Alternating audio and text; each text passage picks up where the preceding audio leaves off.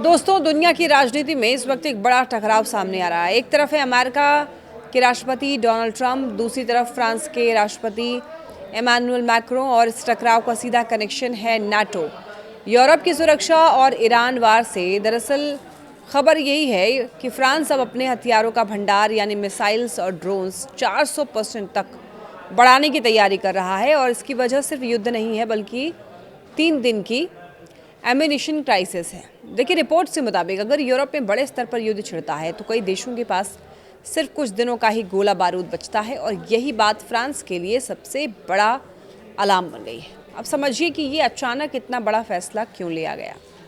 देखिए, क्योंकि Iran war के चलते पूरी दुनिया में तनाव बढ़ा हुआ है, और इसी बीच डोनाल्ड ट्रंप ने नाटो सहयोगियों पर दबाव बनाया कि वो अमेरिका के साथ मिलकर सैन्य कार्रवाई करें। लेकिन फ्रांस ने साफ मना कर दिया और ये कहा कि नाटो का काम डिफेंसिव अलायंस है, न कि ऑफेंसिव वॉर लड़ना। और यहीं से शुरू हुआ असली टकराव। ट्रंप लगातार नाटो को कमज़ोर बताते हुए यहाँ तक कह चुके हैं कि वो अमेरिका को नाटो से बाहर भी निकाल सकते हैं, यानी दुनिया का सबसे बड़ा सैन्य गठबंधन ही खतरे में आ सकता है। दूसरी तरफ इमैनुअल मैक्रों ने ट्रंप पर पलटवार करते हुए ये कहा कि उनके बयान नाटो की क्रेडिबिलिटी को कमज़ोर कर रहे हैं, और अगर ऐसे ही चलता रहा तो पश्चिमी देशों के बीच भरोसा टूट सकता है। अब यहाँ एक और बड़ा एंगल समझना ज़रूरी है। फ्रांस सिर्फ बयानबाजी नहीं कर रहा है बल्कि ग्राउंड पर तैयारी भी शुरू कर चुका है।